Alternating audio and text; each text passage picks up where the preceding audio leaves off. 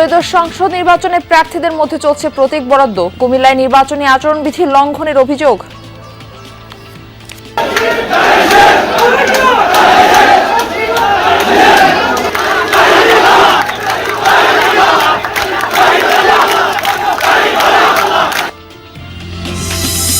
একুশ বছর পর সিলেট সফরে যাচ্ছেন তারেক রহমান। কাল আলিয়া মাদ্রাসা মাঠে সমাবেশের মধ্য দিয়ে শুরু করবেন নির্বাচনী প্রচার। নেতাকর্মীদের উচ্ছ্বাস। সিলেটবাসী মনে করে উনি পুরোই সিলেটি, এর জন্য উনার কাছে প্রত্যাশার কোনো শেষ নাই। স্বাভাবিকভাবে সিলেটবাসী, দক্ষিণ সুরমাবাসী তথা বিএনপি পরিবার আপামর জনগণ অত্যন্ত খুশি। কুমিল্লায় প্রকাশ্যে কিশোর গ্যাং ও সন্ত্রাসীদের অস্ত্রের মহড়া। জনমনে আতঙ্ক, নির্বাচনে নিরাপত্তা নিয়ে শঙ্কা। কিশোরগঞ্জ যেভাবে উৎপাত করতেছে তাতে আগামী নির্বাচন সুষ্ঠু হবে বলে আমরা মনে করি না। মার্ডার, খুন, লুটপাট, ছিনতাইকারী এগুলো দমন হয়েছে না। আর নির্বাচন তো বহুত একটা ব্যাপার স্যাপার। এটা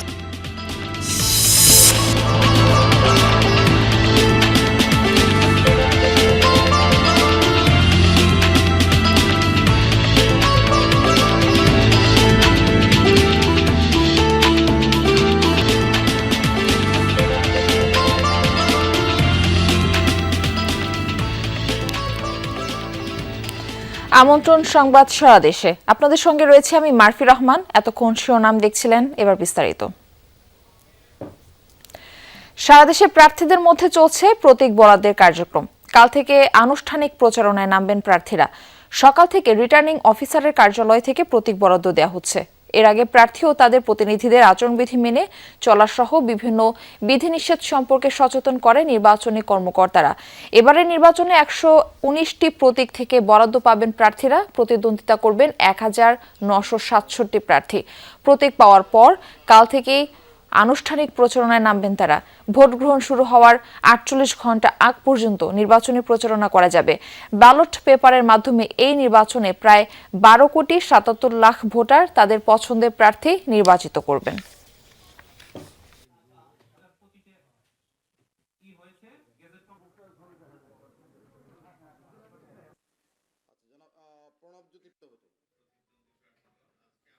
ত্রয়োদশ জাতীয় সংসদ নির্বাচনে প্রার্থীদের মধ্যে প্রতীক বরাদ্দের আরো খবর জানাতে যুক্ত হচ্ছেন আমাদের সহকর্মীরা। খুলনা থেকে যুক্ত হচ্ছেন সহকর্মী প্রবীর বিশ্বাস। আমরা প্রথমেই তার কাছে যাচ্ছি। প্রবীর, প্রতীক বরাদ্দ কার্যক্রম কেমন দেখছেন? প্রার্থীরা কি বলছেন এই বিষয়ে সব মিলিয়ে আমাদের জানাবেন। স্বতঃস্ফূর্তভাবে প্রতীক বরাদ্দ চলছে মাঠে খুলনাতে। খুলনা দুটি জায়গায় প্রতীক বরাদ্দ চলছে। একটি হচ্ছে নির্বাচন অফিস যেটি রয়েছে খুলনা 3 আসনের রিটার্নিং কর্মকর্তা ফয়সাল কাদের, সেখানে প্রতীক বরাদ্দ শেষ হয়েছে খুলনা 3-এর। এবং আমরা এখন যেখানে আছি রিটার্নিং কর্মকর্তার কার্যালয়, একই সাথে জেলা প্রশাসনের যে সম্মেলন কক্ষ, সেখানে খুলনা 1, 2, 4, 5, 6 যে 5টি আসনের সেখানের প্রতীক বরাদ্দ প্রায় সম্পন্ন পর্যায়ে আপনি দেখতে পাচ্ছেন। এখানে বিভিন্ন দলের প্রার্থীরা রয়েছে, তারা ইতিমধ্যে প্রতীক পেয়েছেন। তারপরে যারা স্বতন্ত্র প্রার্থী রয়েছে সেই সব প্রার্থীরাও প্রতীক পেয়েছে। স্বতন্ত্র প্রার্থীদের ক্ষেত্রে যে সমস্ত প্রতীক তাদের জন্য বরাদ্দ ছিল, সেখানে একই প্রতীক যদি 2 বা ততোধিক ব্যক্তি দাবি করে থাকে তাহলে আমরা দেখেছি লটারির মাধ্যমে সেই প্রতীকটি তাদেরকে দেওয়া হয়েছে।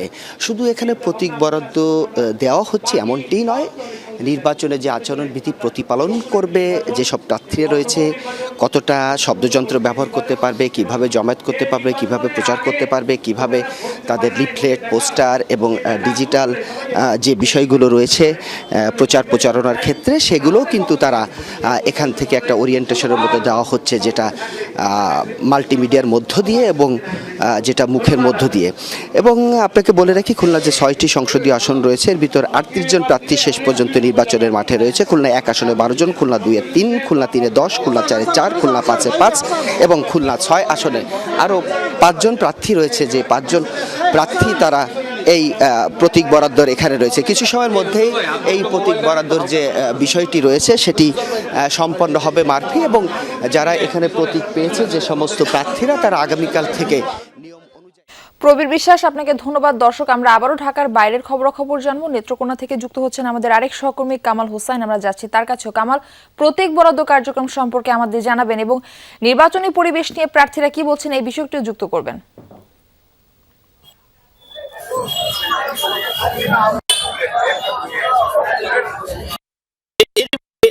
এইমাত্র নির্বাচনী যে প্রতীক বরাদ্দ শেষ হয়েছে, এখন প্রার্থীরা আসলে এই আজকে প্রতীক বরাদ্দ হয়েছে, উৎসব মুখর পরিবেশেই হয়েছে এবং একদম শান্তিপূর্ণ পরিবেশ বিরাজ করছে। আমাদের এই নেত্রকোনায় কিন্তু মোট 5টি আসনে 26 জন প্রার্থী তাদের প্রতীক বরাদ্দ নিয়েছেন। এর মধ্যে এখানে হেভিওয়েট প্রার্থী 2 জন রয়েছেন। নেত্রকোনার 4 আসনে আছেন সাবেক স্বরাষ্ট্র প্রতিমন্ত্রী লুৎফুজ্জামান বাবর, তিনি দানের শীষ প্রতীকে লড়ছেন, এবং বিএনপির কেন্দ্রীয় কমিটির কার্যনির্বাহী কমিটির আইন বিষয়ক সম্পাদক কায়সার কামাল নেত্রকোনা 1 আসন থেকে দানের শীষ প্রতীকে লড়ছেন। এছাড়াও মোটামুটি প্রায় সবগুলো দলেরই প্রার্থীরা তাদের নির্বাচনের যে প্রতীক তারা নিয়েছেন। 26 জন প্রার্থী তাদের প্রতীক নিয়ে এই মুহূর্তে রিটার্নিং কর্মকর্তার কার্যালয়ে ছেড়েছেন এবং তারা তাদের প্রচার কার্যক্রম শুরু করেছেন। মার্ফি। কামাল হোসেন, আপনাকে ধন্যবাদ জানাচ্ছি আমাদের সঙ্গে যুক্ত হবার জন্য। দর্শক, এই পর্যায়ে আমরা যাচ্ছি রংপুরে আমাদের সহকর্মী সরকার মাঝার মান্নানের কাছে। মাঝার, প্রতীক বরাদ্দ কার্যক্রম কেমন চলছে, আর প্রার্থীরা নির্বাচনী আচরণবিধি মেনে চলছে কিনা এই বিষয়টিও জানাবেন।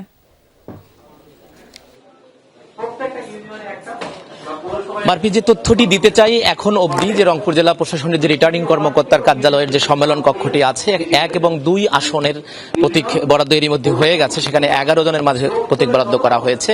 এর মধ্যে বিএনপি, জামাত এবং জাতীয় পার্টি আছে এবং অন্যান্য দলও আছেন, স্বতন্ত্র আছেন।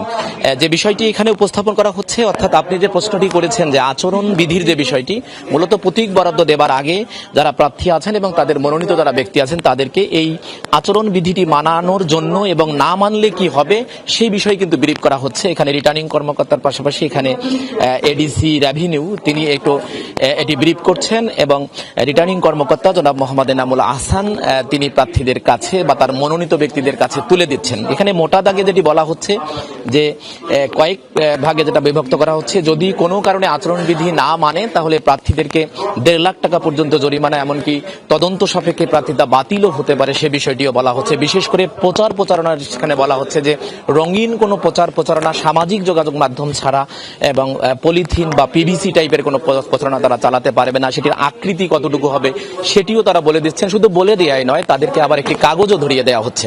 এবং রিটার্নিং কর্মকর্তার পক্ষ থেকে যেটি বারবার বলা হচ্ছে, যদি আচরণবিধি না মানে তাহলে কঠোরভাবে আইনের প্রয়োগের যে বিষয়টি সেটি তিনি বলছেন। এবং এখানে যারা প্রার্থী আছেন, তাদের যারা সমর্থক আছেন, তারা এসে তারা এখানে বক্তব্য তারা নিচ্ছেন এবং নেয়ার পরে তারা আবার সামাজিক গণমাধ্যমে কথা বলছেন। গণমাধ্যমে তারাও অঙ্গীকার করছেন যে আচরণবিধি যেন তারা মানেন সেটি তারা দেখবেন।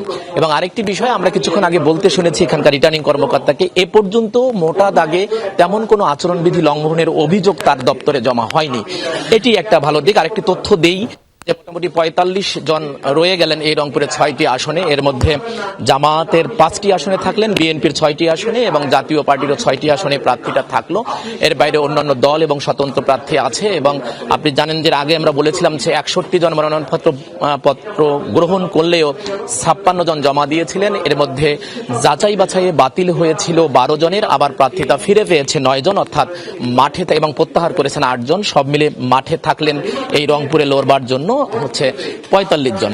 যদি একটু বিষয় বলি, যেটি রিটার্নিং কর্মকর্তার পক্ষ থেকে বারবার যেটি বলা হচ্ছে, যদি আচরণ বিধির ক্ষেত্রে তারা কঠোর হবেন এবং সেটি তারা এখানে প্রত্যেকটি প্রার্থীকে বরাদ্দ যখন প্রতীক বরাদ্দ দিচ্ছেন তার আগে সেটি স্পষ্টভাবে ব্রিফিং করছেন। এই ছিল আমার কাছে। মারফি।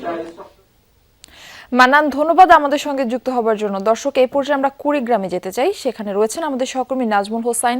নাজমুল, এখন পর্যন্ত কয়টি আসনের প্রার্থীদের প্রতীক বরাদ্দ দেওয়া হলো, একটু এই বিষয়ে আমাদের বিস্তারিত জানাবেন। মারফি, আপনি যেমনটি বলছিলেন, আমাদের কুড়িগ্রামে 4টি সংসদীয় আসন, এইখানটায় প্রার্থী রয়েছে মোট 26 জন। এর মধ্যে বিভিন্ন রাজনৈতিক দলের 25 জন এবং 1 জন শুধুমাত্র স্বতন্ত্র প্রার্থী। আমাদের কুড়িগ্রামে 12টার মধ্যেই সকল রাজনৈতিক দল এবং প্রার্থী যারা রয়েছে তাদের প্রতীক কিন্তু বরাদ্দ দিয়ে দিয়েছে।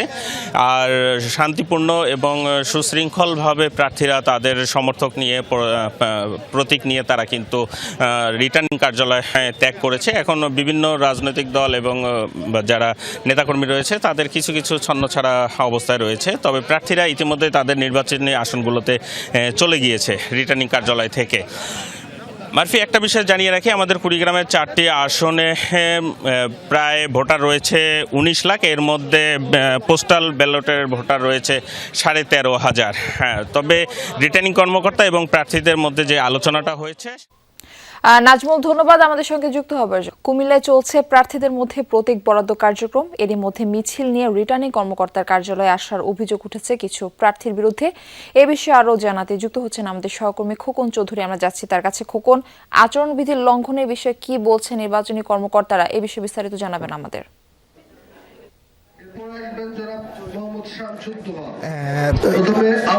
পর্যন্ত আসলে সকাল থেকেই কিন্তু কুমিল্লার যে 11টি সংসদীয় আসন তার মধ্যে 80 জন প্রার্থীর মধ্যে আজকে প্রতীক বরাদ্দ চলছে। এখন 10 নম্বর আসনের প্রতীক বরাদ্দের কাজ চলছে। এই বিষয়ে আসলে সকাল থেকেই দেখছি আমরা যারা প্রার্থীরা রয়েছেন, বিশেষ করে রিটার্নিং কর্মকর্তার পক্ষ থেকে বারবার আচরণবিধি সম্পর্কে সচেতন করা হলেও আসলে যারা প্রার্থীর কর্মী সমর্থকরা রয়েছেন তারা কিন্তু আসলে মিছিল সহ আসছেন এবং মিছিল সহই কিন্তু আসলে এখান থেকে বের হয়ে যাচ্ছেন। ফলে আসলে যে আচরণবিধির যে লঙ্ঘের বিষয়টি সেটি কিন্তু আসলে আমরা রিটার্নিং কর্মকর্তার সঙ্গেও কথা বলেছিলাম। তিনি যেটি বলেছেন আসলে আগামীকাল থেকেই কিন্তু আনুষ্ঠানিক যে প্রচারণার কাজ সেটি শুরু হওয়ার কথা, কিন্তু সেক্ষেত্রে তারা আসলে আজকে থেকেই কঠোর অবস্থানে যাবে। তবে বাস্তবিক চিত্র হলো এখন পর্যন্ত যতগুলো আমরা দল এখান থেকে গিয়েছে তাদের প্রতীক নিয়ে কিংবা আসার পথে তাদের কিন্তু আসলে প্রত্যেককেই আমরা দেখেছি মিছিল সহ তারা এসেছেন এবং মিছিল শেষ সহই কিন্তু এখান থেকে বেরিয়ে যাচ্ছেন। এই ছিল আসলে কুমিল্লার যে নির্বাচন প্রতীক বরাদ্দের পরিস্থিতি। খোকন, আপনাকে ধন্যবাদ। 21 বছর পর আজ সিলেট সফরে যাচ্ছেন বিএনপি চেয়ারম্যান তারেক রহমান। দলীয় রীতি অনুযায়ী মাজার জিয়ারতের মাধ্যমে সিলেট থেকে ত্রয়োদশ জাতীয় নির্বাচনের প্রচারণা শুরু করবেন তিনি। বিভাগের 3 জেলায় সমাবেশে বক্তব্য রাখবেন। ধানের শীষ প্রতীক তুলে দেবেন প্রার্থীদের হাতে। সমাবেশ ঘিরে উচ্ছ্বসিত নেতাকর্মীরা। স্মরণকালের সবচেয়ে বড় জমায়েতের প্রত্যাশা বিএনপির। সবশেষ 2005 সালে দলের সিনিয়র যুগ্ম মহাসচিব হিসেবে সিলেটে এসেছিলেন তারেক রহমান। এবার দলের চেয়ারপারসন মমতাময়ী মা বেগম খালেদা জিয়াকে হারানোর পর চেয়ারম্যানের দায়িত্ব নিয়ে মায়ের দেখানো পথেই মাজার জিয়ারতের মাধ্যমে শুরু করবেন নির্বাচনী প্রচারণা। এখানে পৌঁছার পর তিনি বক্তব্য রাখবেন। 11 জন আমাদের যে 6 জন ক্যান্ডিডেট রয়েছে সিলেটের এবং 5 জন সুনামগঞ্জের, তাদেরকে পরিচয় করিয়ে দিবেন। মানুষ একদিকে দেখতে চায় তাদের নেতাকে, আরেকদিকে শুনতে চায় 31 দফা সংস্কারের যে কর্মসূচিগুলো রয়েছে সেই সংস্কারের কর্মসূচির মধ্যে ঠিক কী বলে। তারেক রহমানকে স্বাগত জানাতে সাজ সাজ রব সিলেট বিভাগ জুড়ে। পোস্টার ব্যানারে অন্যরকম এক আবহ সড়কগুলোতে। স্বাগত জানিয়ে মিছিল করছেন নেতাকর্মীরা। এ যেন বাঁধ ভাঙা উচ্ছ্বাস। আমাদের আত্মার আত্মীয়, উনি আমাদের সিলেটে আসতেছেন। স্বাভাবিকভাবে সিলেটবাসী, দক্ষিণ সুরমাবাসী তথা বিএনপি পরিবার আপম জনগণ অত্যন্ত খুশি। সিলেটবাসী মনে করে উনি পুরোই সিলেটি, এর জন্য উনার কাছে প্রত্যাশার কোনো শেষ নাই। জবাই আলিয়া মাদ্রাসা মাঠে দেখতে পাবো, এটা হচ্ছে আমাদের বড় একটা স্বপ্ন পূরণ হতে চলেছে। সমাবেশস্থল আলিয়া মাদ্রাসা মাঠে চলছে শেষ মুহূর্তের প্রস্তুতি।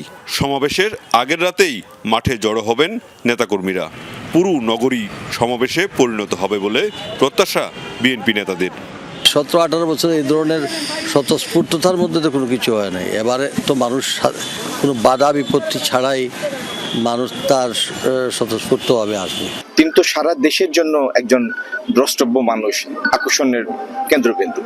তিনি যখন আসবেন তার নিরাপত্তা মানে শহরের নিরাপত্তা, জনপদের নিরাপত্তা, দেশের নিরাপত্তা। এভাবে সাড়া পাচ্ছি, এইগুলো দেখে মনে হচ্ছে আমরা যে টার্গেট ছিল আমাদের সমাবেশে কি পরিমাণ উপস্থিতি, তার চেয়ে বহুগুণ বেশি উপস্থিতি আমরা সাড়া পাচ্ছি। দলীয় নেতাদের মতে বাংলাদেশ তথা সিলেট নিয়ে তারেক রহমানের পরিকল্পনা জানতে বিএনপি নেতাকর্মী ছাড়াও হাজারো সাধারণ মানুষ জমায়েত হবে এই জনসভায়। মাহবুবুর রহমান রিপন, যমুনা নিউজ, সিলেট। ঘনিয়ে আসছে ত্রয়োদশ জাতীয় সংসদ নির্বাচন, অথচ নির্বাচনকালে নিরাপত্তা নিয়ে কুমিল্লায় বাড়ছে উদ্বেগ। 24-এর গণ অভ্যুত্থানের সময় থানা থেকে লুট হওয়া অস্ত্রের বড় একটি অংশ এখন উদ্ধার হয়নি। সীমান্ত ঘেঁষা এই জেলায় কিশোর গ্যাং, সন্ত্রাসী ও চোরা কারবারিদের হাতে দেশি বিদেশি অস্ত্রের মহড়া যেন নিত্যদিনের চিত্র। প্রশ্ন উঠছে, এমন পরিস্থিতিতে কতটা নিরাপদ হবে ভোটের মাঠ?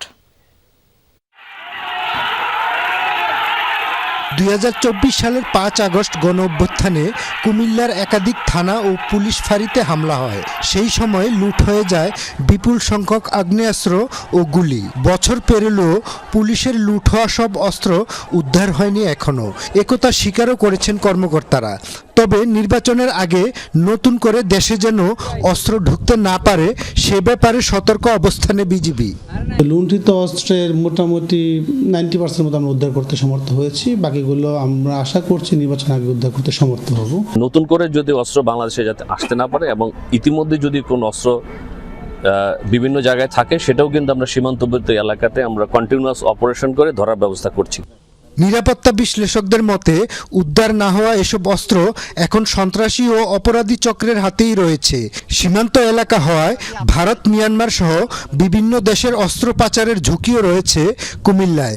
মাঝে মধ্যে উদ্ধারও হচ্ছে বিদেশি পিস্তল, রিভলভার ও গুলি। নির্বাচনের আগে লুট হওয়া সব অস্ত্র উদ্ধার এবং অবৈধ অস্ত্রের বিরুদ্ধে বিশেষ অভিযান ছাড়া নিরাপদ নির্বাচন নিশ্চিত করা কঠিন হবে বলে মনে করছেন তারা। এই যে অস্ত্র যারা লুট করেছে, যারা অস্ত্রের ব্যবসা করে, তাদের নির্দিষ্ট কোনো রাজনৈতিক পরিচয় নেই। তারা যখন যার হয়ে অস্ত্রটি ব্যবহার করতে পারে তারা তখন সেই রাজনৈতিক দলের কর্মী হয়ে যায়। XYZ কারো না কারোর কাছে আছি, দেশের বাইরে কিন্তু যায়নি। সেই অস্ত্রগুলি যদি উদ্ধার না করা হয় তাহলে নির্বাচনের পূর্ব থেকেই কিন্তু অস্ত্রগুলি ব্যবহার শুরু হবে। আইন শৃঙ্খলা বাহিনীর তথ্য মতে গণ অভ্যুত্থানের পর ওই বছরের 12 আগস্ট পুলিশের লুণ্ঠিত 25টি আগ্নেয়াস্ত্র, 667 রাউন্ড গুলি ও 11টি ম্যাগাজিন উদ্ধার হয়। এরপর চলতি বছরের 16 জানুয়ারি র্যাব 11 উদ্ধার করে একটি রাইফেল সহ 2টি আগ্নেয়াস্ত্র। এছাড়া বিভিন্ন সময় যৌথ বাহিনীর অভিযানে 2024 সালের ডিসেম্বর থেকে 2025 সালের অক্টোবর পর্যন্ত 11 মাসে আগ্নেয়াস্ত্র 74টি, 161 রাউন্ড গুলি, 33টি ম্যাগাজিন, 74টি কার্তুজ ও 139টি দেশীয় অস্ত্র উদ্ধার হয়েছে। এদিকে জেলা শহর ও আশেপাশের উপজেলায় সক্রিয় কিশোর গ্যাং। আধিপত্য বিস্তারকে কেন্দ্র করে প্রায়ই চলে অস্ত্রের মহড়া। সামাজিক মাধ্যমেও ছড়িয়ে পড়ছে সেসব ভিডিও, যা নতুন করে আতঙ্ক ছড়াচ্ছে সাধারণ মানুষের মধ্যে। কিশোরগঞ্জ যেভাবে উৎপাত করতেছে তাতে আগামী নির্বাচন সুষ্ঠু হবে বলে আমরা মনে করি না। যেখানে এখানে মার্ডার, খুন, লুটপাট, ছিনতাইকারী এগুলো দমন হয়েছে না, আর নির্বাচন তো বহুত একটা ব্যাপার স্যাপার। এটা সারা বাংলাদেশে যত নৈরাজ্যকর অবস্থার সৃষ্টি করতেছে, মানুষ মারতেছে, আপনার চাঁদাবাজি, সন্ত্রাসী যা কিছু এই অস্ত্রের বলে হচ্ছে। অবৈধ অস্ত্রের প্রভাব ও অপশক্তির ছায়া কাটিয়ে কুমিল্লায় কতটুকু শান্তিপূর্ণ নির্বাচন অনুষ্ঠিত হবে এখন সেটি বড় চ্যালেঞ্জ বলে মনে করছেন সচেতন মহল সহ সাধারণ মানুষ। খোকন চৌধুরী, যমুনা নিউজ, কুমিল্লা। এই ছিল সংবাদ সারা দেশের এখনকার আয়োজনে। এতক্ষণ সাথে থাকার জন্য ধন্যবাদ সবাইকে।